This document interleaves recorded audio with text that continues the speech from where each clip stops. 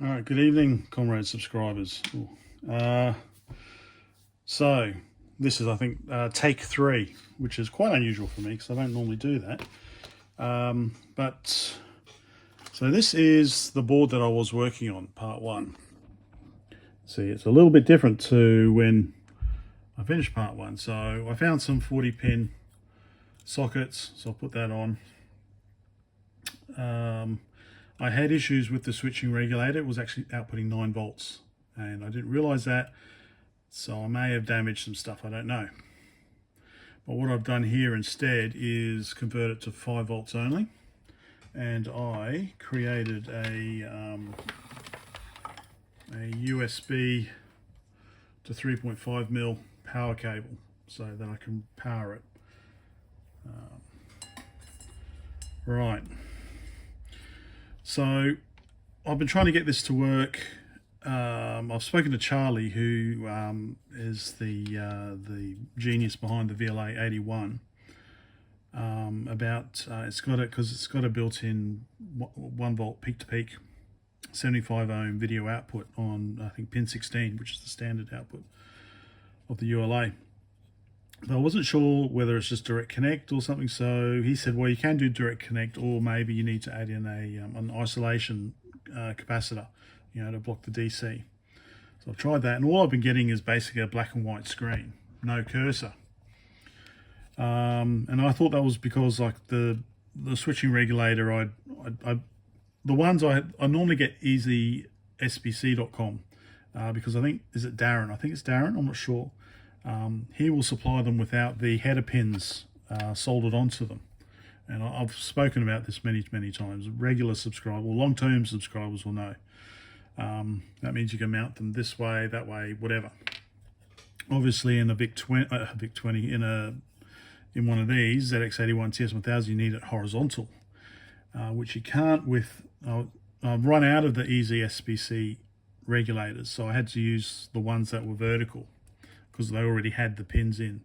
But I decided to try and desolder the header pins and whatever. Anyway, so I may have damaged it, which is why 9 volts in, 9 volts out. Yeah. So, but this still isn't working even with new chips. So I think maybe, because some of the pads came off, unfortunately, when I was desoldering the crunky old ULA socket. So I'm thinking that maybe there's a couple of pins not properly connected, because I got another TS1000 I've been working on. Let me get this out of the way. So that's the 5 volt only. So this is a TS1000 I've worked on ages ago. Well, we can go through it because it's basically similar to what I want to do here. So you can see I've got my 32K reversible RAM board in. So the idea with that is, obviously, the idea with it being reversible is that you can just take it back out and put the original 2K or 1K back in. So part of getting 32K or 16K to work is you need to, because obviously the original chip is only 24 pins. The original 2K chip's only 24 pins, whereas we've got 28. We've got 4 extra address lines. So we need to pick up those address lines somehow. So A11, 12, 13, and 14. So normally we would pick them up off these diodes here, these keyboard diodes, pick them up off the cathode. So we'd pick it up, say D1 is where we'd get A11 from. D3 is A12, D5 is A13, and D7 is A14. So you could basically just solder a wire from here to here. But again, I want this to be fully reversible.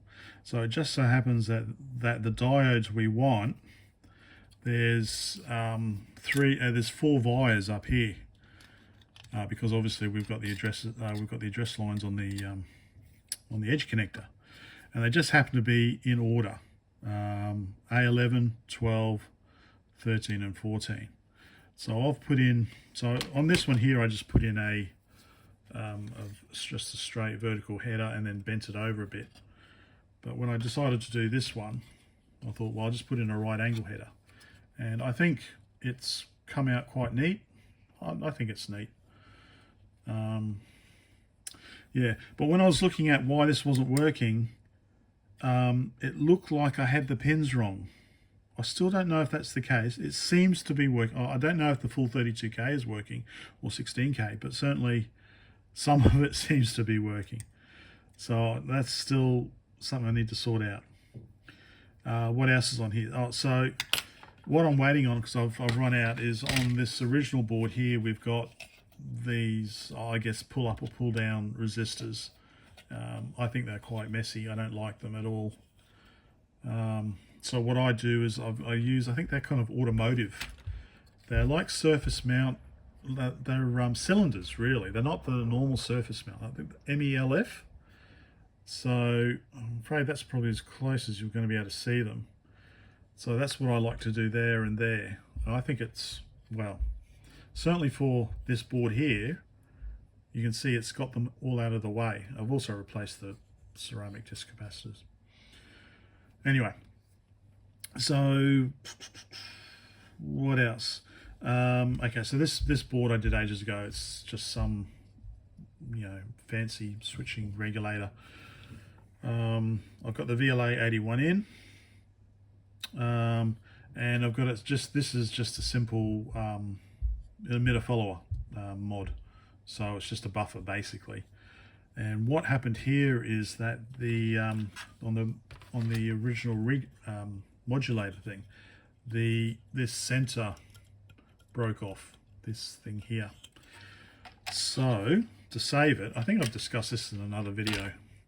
What I did is I kind of so it's a right angle RCA socket. I kind of got it in the same correct position,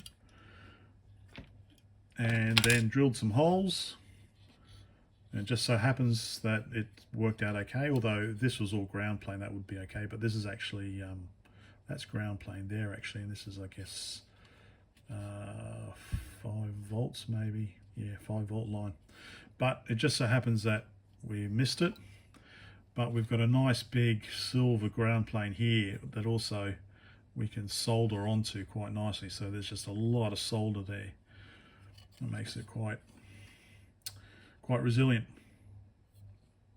So anyway, so this seems to be working with my mod that I thought maybe had the pinout wrong. I don't know how many bytes are working. I don't think the full 32 is working. The configuration I've got at the moment on the VLA, so I've got user 0 and user 1, user 0 and user 1 off, which means that basically we're in mode 0. Which is basically 16K. So it should be 16K. So let's connect that back up again. Let's see. Let's get the telly back on.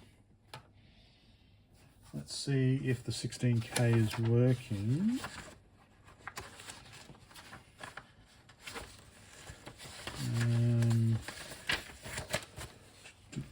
Power on.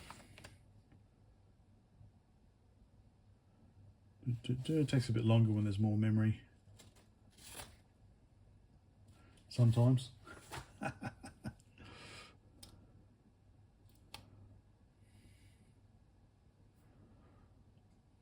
Yeah, that takes a little bit longer to get the cursor up. Now let's see, what command can we do to test the memory expansion? So one way you can do, I think, is just trying to create a large array. But let me, I don't know, that's not ideal, I know, I'm sorry. Let me connect up a keyboard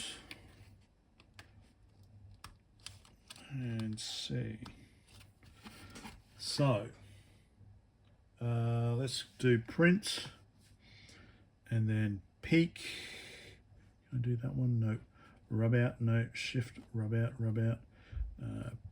No, I need to do shift function. All right. And there's a peak. Yeah, there we go. 16, 388 plus. So I need a shift function. Oh! That was new line. Okay, let's try that again. Print, shift function, peak, 16, 388. So would you like me to reposition? Oh, let me reposition. All right, let's try that. Okay, 16, 388 plus. I need to do shift function. No, that's going to do len, is it? Yeah. Shift rub out. Oh, I need to hold down shift. Okay, there we go. 256, 256. Then it'll be times, which is shift B. Yep. Peak, which will be shift function, peak, 16389. I think this is what RAM top or something, isn't it? 16389.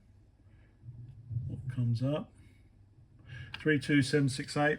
So that should be 16K is working. Yeah, 16K. So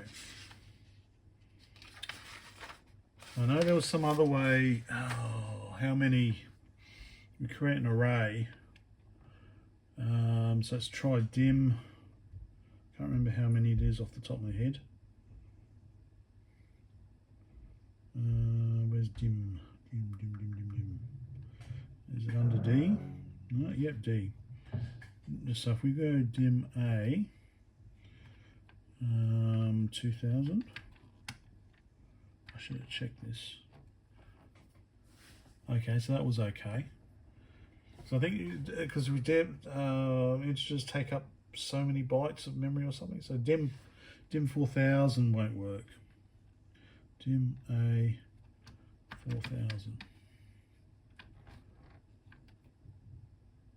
Yeah, so that's out of memory. All right. So now for 32K, we need to on the ZX on the VLA 81.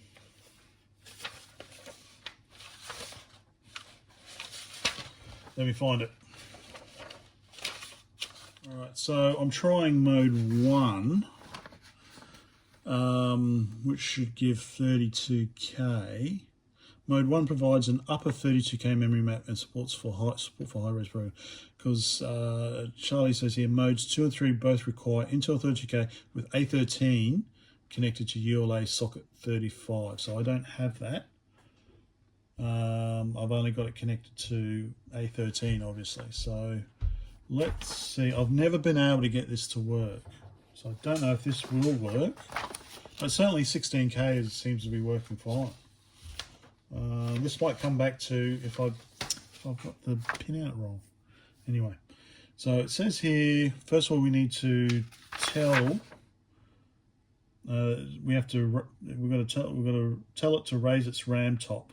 Otherwise, it normally only sees 16K. So it says here to poke 16389. Oops.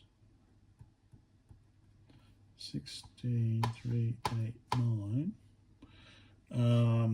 comma, shift 255. Okay. This will raise the RAM top. And alright, so I thought there had to be a reset or something. But this switches. Alright, we'll see what this does again now. So print, shift function, peak, 16388, shift plus 256 times peak. So that's going to be shift function O. 16389. All right, so that should result in 49152 or 409. Okay, let's see. So I never had any luck with this. 65280. Yes, I think that is a correct output. 64K results in 49152 or 40960.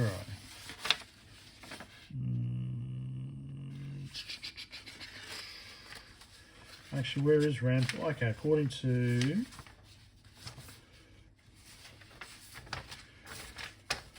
the VLA instructions, so if we're using mode 1, that's what the memory map should look like. So BFFF. BFFF. And then copy paste. Yeah, so I never really fully understood this. So yeah, so I'm not sure if it's working or not. Maybe someone who knows more about the ZX can tell me. But yeah, okay. I'm quite surprised. So so summary is it seems to be working. Because like I said, so if I just go down here, let's just power this off.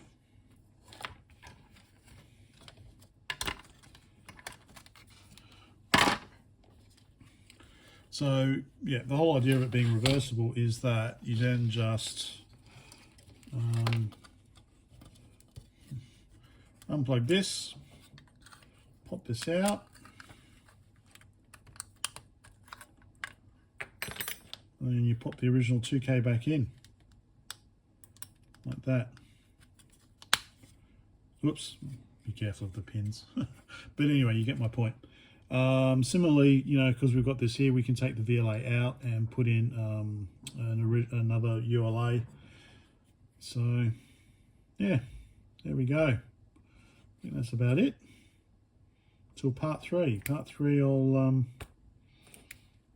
do some more work on this original board, I think. Okay, bye for now.